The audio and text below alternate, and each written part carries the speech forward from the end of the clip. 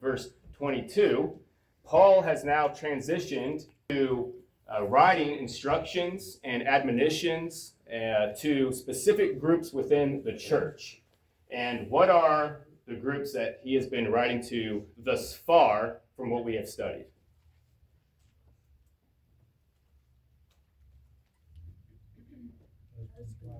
Husbands and wives, children, and their what?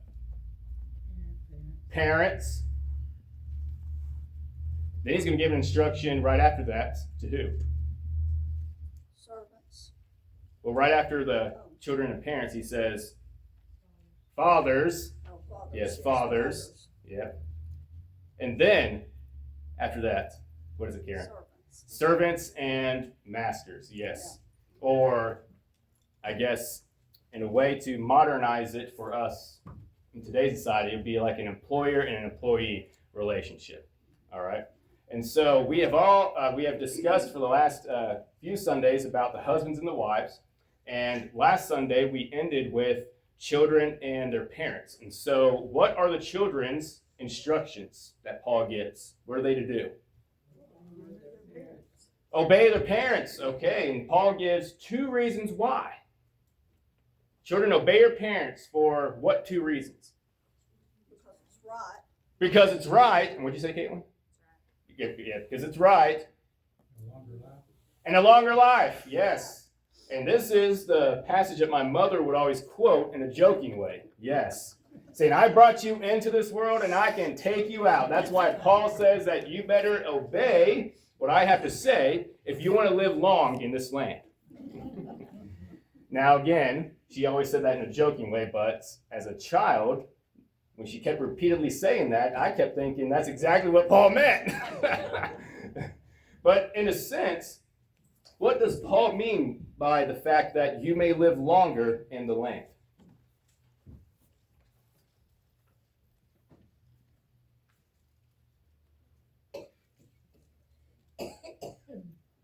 Well, if you go back and look at promises that were made, they were always conditional. Yeah. You know, and each generation, because they didn't teach, got a little worse, or if they didn't obey, got a little worse. Yes. And you know, they were taken captive, and because of all that. Yes. And it brought a quick end to a lot of people's lives. Yes, it did. You know, It sure did. it's a very simple understanding that being wise and listening to wisdom and obeying wisdom will benefit us. Yes. And can cause us to have a longer life. Absolutely. But if we don't listen to foolishness and do stupid things, we're liable to cut our life short. Absolutely. And you weren't here in our class last Sunday, right? I hadn't been here for 3 weeks. That's right. Yeah. Okay. I just want to make sure, because you, use the example of applying wisdom, but if you apply foolishness, it's going to bring destruction to your life. And last Sunday, I used that example. What better example for us to understand this phrase than to look at the book of Proverbs? Because Proverbs was written from the perspective of Solomon, who was a father, and he's writing these instructions and these principles and these wise sayings specifically to his sons. And he tells his sons many times throughout the book of Proverbs, heed my words. Because if you do, it will benefit you. It will give you wisdom. It will give you prudence. And so, on the other hand, in contrast of that, if you decide to act foolish, it's going to bring destruction and chaos into your lives.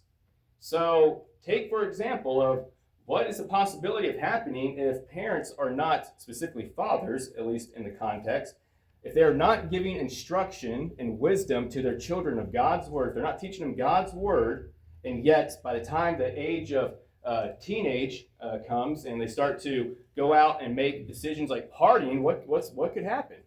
What could happen if they went to that party and started drinking? They could die. They could die.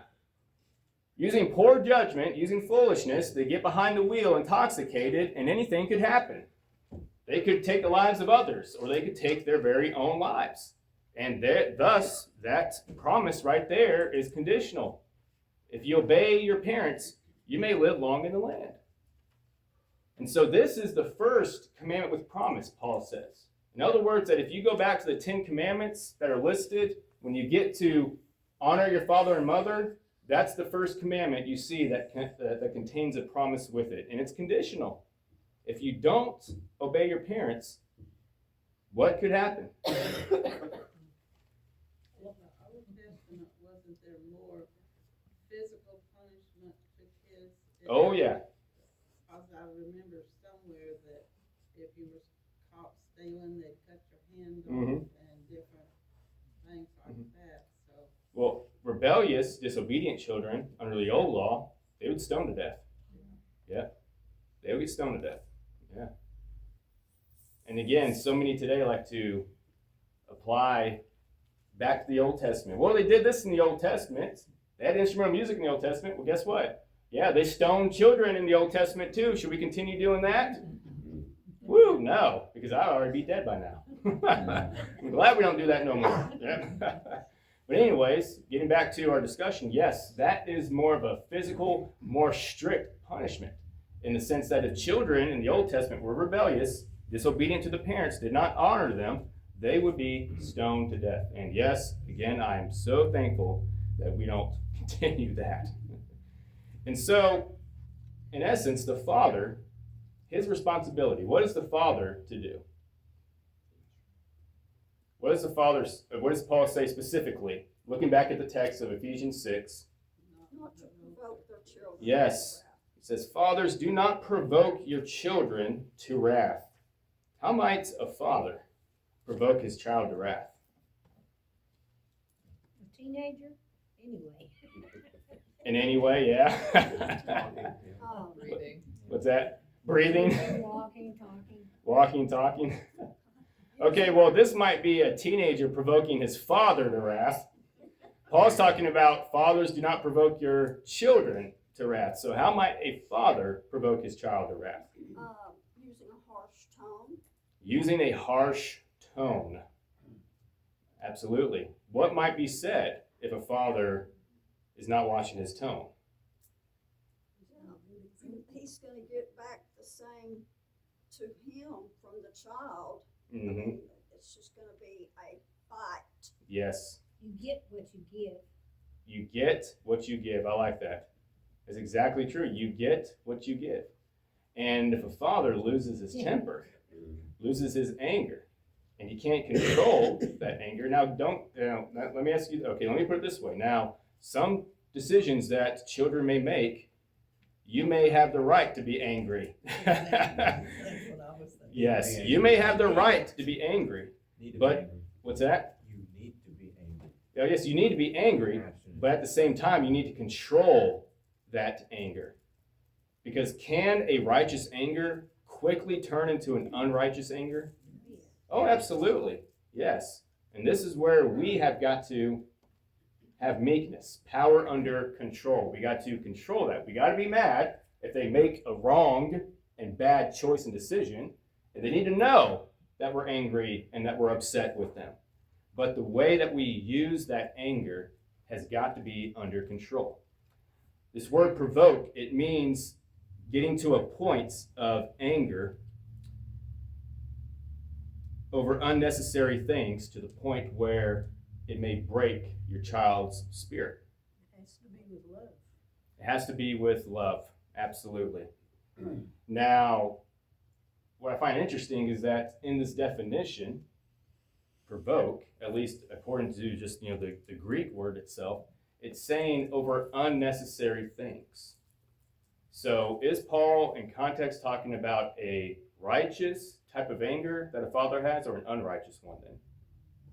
That's unrighteous. An unrighteous one. Yes, if it's over unnecessary things, then yes, it's provoking your child to anger because the father has an unrighteous anger.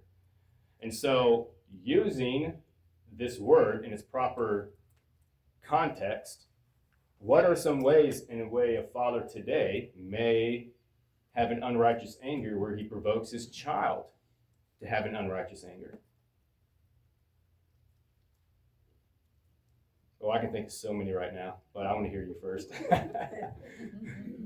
So many right now because I myself have made these mistakes. Yes, that's why. Well, the child is gonna grow up to mimic what they've been taught while they're younger, so the Oh, father yes. is angry and has comments and words or whatever to say or punishment, then the kids are going to grow up thinking that that's the way it should be, so they're gonna follow in their father's footsteps, Oh, yes. or their mother's, I mean. Oh, yes. When the correction takes the form of ridicule, that's never good. Oh, yes, when the correction takes the form of ridicule. And so, ridicule in what sense? How could you be so stupid? Yes, there we go. So, ridicule that Not my ends up, son. what's that? You're not my son. You're not my son. Yes, how could you be so stupid? Yes. What are you, worthless? What are you, good for nothing? Ooh. Can that break a child's spirit? Yes, it sure can. Real fast. I mean, I'm thinking of like, parents that would be like in the bleachers. Oh, yes. Watching their child, play sports, and all of a sudden their child strikes out. First, the parents would end up blaming the umpire for a horrible call, even though their child is the one that swung and missed the ball, and yet they blame it out on the umpire. But when they get home, some of those parents that are so dead-hearted, prioritizing sports as number one and everything, they get home and they start beating down their child verbally. Happened to me all the time. The sad thing is that the very thing that occurs to the unwise father to say, if he almost 180-degree reversed that, son, you can do better than that. Absolutely. I've seen you do better than that. Mm-hmm. That, son, you're not stupid. Mm-hmm. I know you've got intelligence. Yeah. In other words, just the opposite. He had the answer, he just refused to look for it. Mm-hmm. And so that's where having that power under control comes from, is that you can reverse it, do a complete 180, and try to encourage your son or your daughter to do better. Yeah. Instead of beating them down verbally, breaking their spirit. And I think like a game like that, that's unnecessary. Oh, it is. It's a game. It's unnecessary, yes. It's not something they did that was bad. Oh, yeah. Really. Yeah. They struck out, so what? Sure. They do it all the time. Professionals do it all the time. Absolutely. It's not a big deal. The rules allow for a strikeout. But parents that are really into it get outrageous. Oh, yes. I remember. Oh, yeah. I mean, it's ridiculous. It is ridiculous. I remember Dad got mad at me one time because he was the coach, Oh, he was the kid. and like I went up to bat and I didn't swing at all. Well, I was always instructed when I played baseball is that you don't swing until you get the first strike, basically. Yes. So in other words, don't even take a swing until the first throw that you see is going to be a strike, because you never know. You may throw all 4 balls in a row. And so that's what I've always been told. But anyways, not time to embarrass your dad, though, for it. But do not provoke your children to anger or wrath, some versions may say, picking at them over unnecessary things to the point where you break the child's spirit. But there's that contrast. There's that contrast. Remember, we've been talking about in our 3 o'clock class? We have a negative and a positive imperative. All right? The negative imperative, do not provoke your children to anger. But here's a positive imperative. But do what instead? Lift them up. Huh? Lift them up. Lift them up, using the specific words in the context. Bring them up in the nurture and admonition. Bring them up in the nurture and admonition of the Lord. It's constructive. Mine says training and instruction, of the Lord. It's constructive criticism. Well, not criticism, but constructive correction. Or whatever. Constructive correction, constructive criticism, however you may want to phrase that. But in the training, now, bringing them up in the training or the nurturing of the Lord, like what is that? What do you suppose that means? How do we bring our children up in the training? You gotta give them an example first of all. Oh, yes. You gotta give them an example, first of all. And who is the best example? Their parents. Their parents. There you go. There you go. If a child is going to see you pitching a fit in the bleachers, then would you suppose that they're going to develop that same type of attitude during their gameplay? Oh, absolutely, yeah. Oh, yeah, if they're going to see their parents doing it, and if the parents are continuing to have that attitude at home, then they're going to take that same attitude and they're going to display it out in the field. Using rude, disrespectful comments to the umpire. Yes, oh yeah, they're going to display the same type of anger, same type of attitude. What'd you say, Roll? And conversely, if they see their parents reacting calmly, I could see the kid out in the field just saying, okay, good call, you know.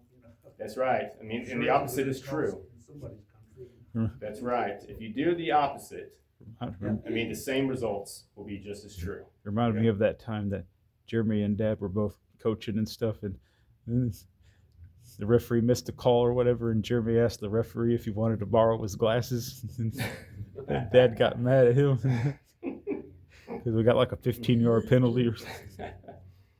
That was a righteous anger, I guess. Well, my parents at one time ended up calling the referee. This wasn't in baseball. This was in basketball. Ended up calling the referee a zebra one time. Yeah, yeah, because they're wearing the black and white stripes. Yeah. It's like, you're too busy eating the grass, zebra. Yeah, keep your eyes on what's going on in the game. I'm just like, wow. Yeah. Your dad said that from the coach? What's that? He was a coach? No, my dad wasn't a coach. No, they're in the stands. But it was at my brother's basketball game. Yeah. And of course, I remember I was little, but I'll never forget that because I thought it was funny at the time. And that's where they learn respect for anybody else in authority. Absolutely. That's another way of how a child can learn respect to anyone in authority. If they're seeing their parents not show respect to the authority of the ref, then they're going to display that same lack of respect. But if they see their parents showing that respect that's rightfully due to the person in authority, then not only will they show respect to the ref that's in authority, but they'll show respect to anybody in authority, to their teachers, to officers, to first responders, and you name it. I mean, if we are training them, telling them what to do, and showing them, being that example of what to do, they will emulate it. More than likely, they will emulate it. Now, in some cases, we may be the best example, and we may train them.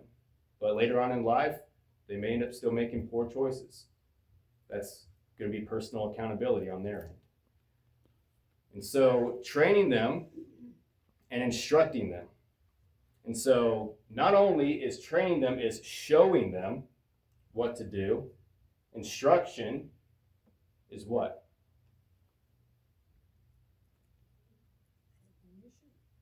Or admonition is what? That's it. Teaching them, but not necessarily just teaching them what to do, but teaching them what the Lord wants them to do. Let's not forget that last part of that phrase, okay? Training and instructing them in the Lord, or the training and the instruction of the Lord. It is telling them and teaching them what it is that the Lord wants them to do.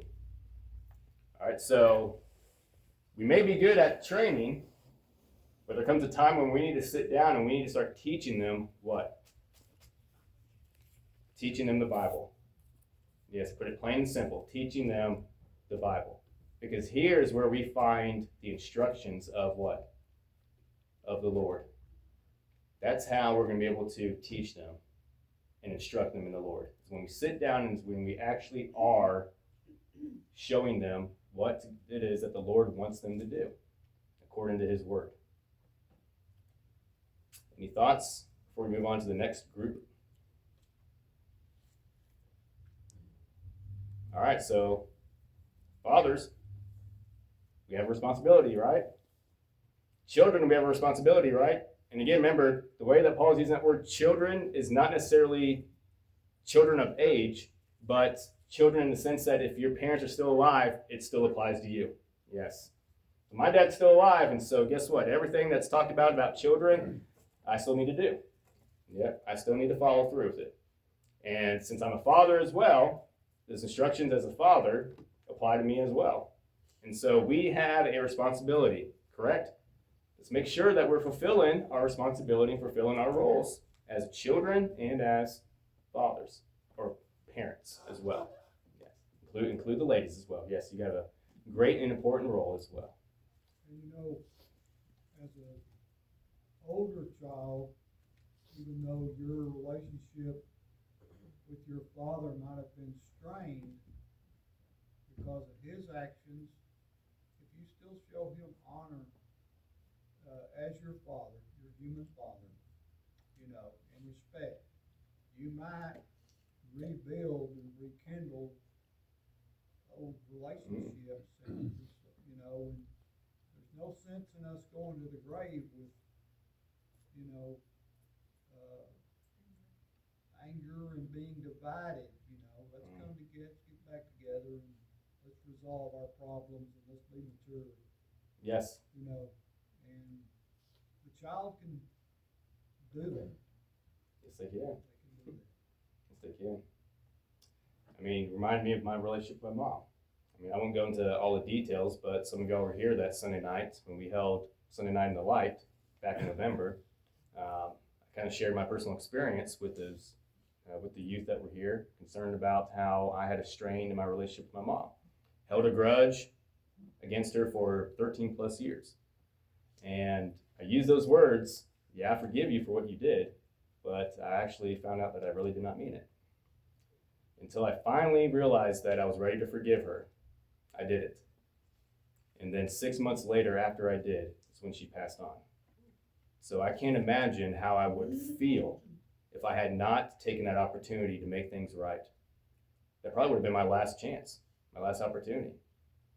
And so imagine how I would feel if I didn't, and then she later on passed away.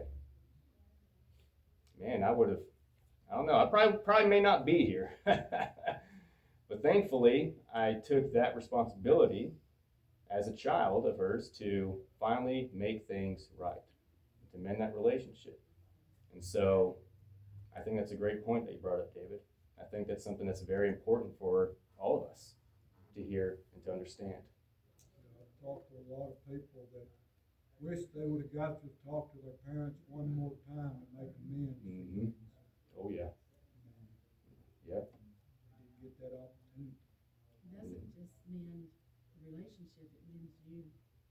Oh, yes. Absolutely. That's why Jesus tells us to forgive. It's not because the other person deserved it, but because it mends you. It makes you a better person. Yes. It makes you a better example and follower of Christ. Yeah, and so that's a great point, Debbie. All right, our next group, at least the last group that Paul's going to discuss now, is masters and slaves. Verses 5 through 9. Can I get somebody to read that?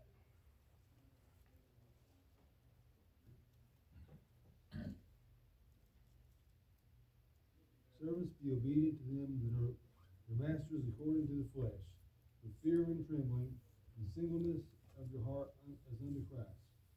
Not with eye service as men pleasers, but as the servants of Christ, doing the will of God from the heart, with good will doing service as to the Lord and not to men, knowing that whatsoever good thing the man doeth, the same shall he receive of the Lord, whether he be bond or free. And ye masters, do the same things unto them, forbearing, threatening, knowing that your master also is in heaven. Neither is there respect of persons with him. All right, thank you. All right, so the final grouping to receive instructions, here at the church at Ephesus, are slaves along with their masters. So Paul has been consistent to first address those in submission, wives, children, slaves, followed by those in authority, which will be the husbands, fathers, and masters. So some have suggested that since more instruction is given to slaves and masters, that this might mean that there are more slaves than owners in the church. So that's a possibility. But he says, masters, slaves obey your masters according to the flesh. What does he mean by the according to the flesh? according to the rules they make. According to the rules that they make? What else could it mean? Does anybody else have a different reading? Colossians it says, not with eye service, but men pleasers. Yeah, not with eye service or men pleasers. Now, interestingly, I think in verse 6, he says that. Yeah, knowing that whatever good anyone does, this he will receive back from the Lord, whether he is a slave or, excuse me, no, that's verse 8.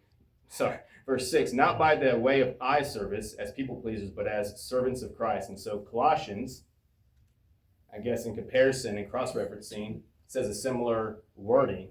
But here in Ephesians, masters according to the flesh. Does anybody have a reading that says earthly masters? That's what it means, okay? According to the flesh, earthly masters. So in other words, that these are masters only within this realm, which is interesting. Okay, so he's trying to remind the slaves that these masters, okay, they're your owners only in this realm. So bear in mind that in the next realm, the spiritual realm, who is your master? Jesus is. Yes. Now, don't get me wrong. He is your Lord and Master in the flesh while we're here in this earthly realm. But he's also your Lord and Master in the spiritual and eternal realm. And so the point he's trying to make is that these masters, these earthly masters, only have possession over you for a certain amount of time. It's only temporal. Okay? It's only temporal. And so that gives a little bit of a comfort, knowing that they're, I guess, being possessed by owners or masters is only going to be for a short period of time. Now, in our sense, we may not have literal masters owning slaves, at least in this nation, but however, we can still make application to a employer and employee relationship. Because I'm sure many of us in here has worked for a master/boss that we don't like. Or did not like, past tense. I mean, I've had bosses that, yes, that were just always on everybody's case, micromanaging everything. Man, don't talk about the elders like that. What's that? I'm talking about the elders? I'm not talking about the elders. No, I'm just I'm kidding. talking about back when I was doing part-time work in school and everything. And so, yes, I mean, bosses that were very micromanaging. So you never had any church elders like that? Well, I'm keeping that between myself and God because yeah. I know, but I mean, I don't want to badmouth anybody in the past, or at least in my previous ministries. And so I'll just leave it at that. But however, I've worked at part-time places during my high school years where, oh yes, you'd had bosses that were just very micromanaging. And so I know for a fact that we've all, perhaps sometime in our life, had worked for a boss that we probably just did not like. And I'm sure that there's a reason why Paul's addressing this in regards to slaves, because what would that imply? If he's addressing these instructions to slaves and their relationship with their masters, what does that imply? It implies what? You need to do the best you can for both. What's that? Somebody being mistreated? Yes, because they were most likely being mistreated. Yes. And they probably were most likely, not doing their best. Okay? Because if you're going to get a boss or a master that is always going to be on your case and everything, that makes you mad every time, then you're going to want to retaliate by saying, oh, okay, all right, well then, I'm just not going to do anything. Yeah? I'm just going to pretend that I'm going to be busy. I'm going to pretend that look like that I'm busy. But I'm not really going to. That'll be an easy paycheck for me. Ooh, well, is that being honorable in your work? I do the opposite. I want to make them want to be nice to me. You want to make them want to be nice to you? So I'm just nicer and nicer so they can be mean. Well, in essence, I mean, that's what Paul is sort of getting at here, is that even if they may not be nice to you at first, if you continue to be a good worker, you continue to do an honest day's work, then maybe your example that you're setting forth may change the way that they behave towards you. You should be working the way Jesus or God would want you to work, not the way they want you to work. You should be Yes. doing your best every day. Yes, that is verse 6 right there, sister. Yeah. Now you hit the nail on the head. That's verse 6. Not as eye service or as people pleasers, but as servants of Christ, doing the will of God from the heart, rendering service with a good will as to the Lord and not to man. So notice the two phrases right there. Verse 5, he says, with a sincere heart, as you would Christ. And then verse 7, goodwill as to the Lord. So if he's using those repeated words and phrases, what is the point that he's trying to make? Everything's to the Lord. The good work that you're doing is to the Lord. Overall, it's to the Lord. And so your boss, think of it like this. Your boss may not be around to watch you work. But guess who is around watching you work? The security cameras. The Lord is. Yeah, the Lord is. Now, Roy, you about to say something? That's one of the few times that the Lord specifically could be said to have appointed you a witness to your boss. Yes. If he comes away saying, man, when I heard you, I thought, oh, a Christian, I'm going to have trouble with this. And then he tells you years later, man, best move I ever made. Yes, it's true. It is true. When your boss sees you conducting goodwill and good service, that you are a good employee, they will take notice of that. They would recognize that, and they would see you as being more reliable, more trustworthy than other employees who are not Christians. Somebody's always watching. Somebody is always watching, yes. Whether it's another employee. Another employee, if it's your boss, but we know for a fact who is always watching. The Lord is always watching, okay? And so we see from time and time again that if you are actually conducting your Christian life, conducting yourself in proper behavior, even at work, they will take notice of it. They'll see you as more trustworthy, more reliable, and who knows, you may be rewarded. Remember that story that I told you? It was David that actually told me that story.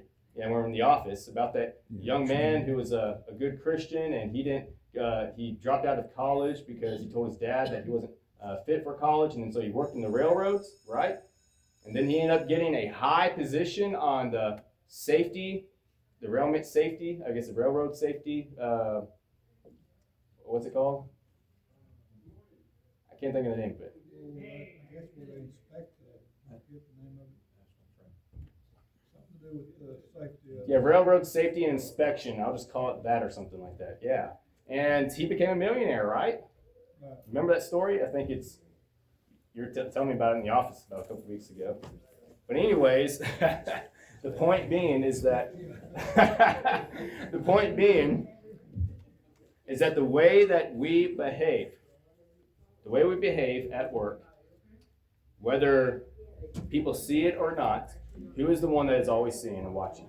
The Lord. So that is why our working needs to be done as service to the Lord. Not just eye service and people pleasers, but to the Lord, because he's always watching. It's very rewarding. And it may not be rewarding here in this life, but in the next life, it will be rewarding. I think that's considered being, storing up treasures in heaven. That definitely be storing up treasures in heaven if you are continuing to be a good employee to your employer. And the only exception, of course, that we are not to follow and obey the instructions of our employer is if they do what? If it's against God's word, that's the only exception. If it's against God's word. All right, well, people are coming in. That was our bell. And so thank you, everybody, for your participation, for your discussion. Good class. And I'm looking forward to next Sunday, the following Sunday, if the good Lord wills.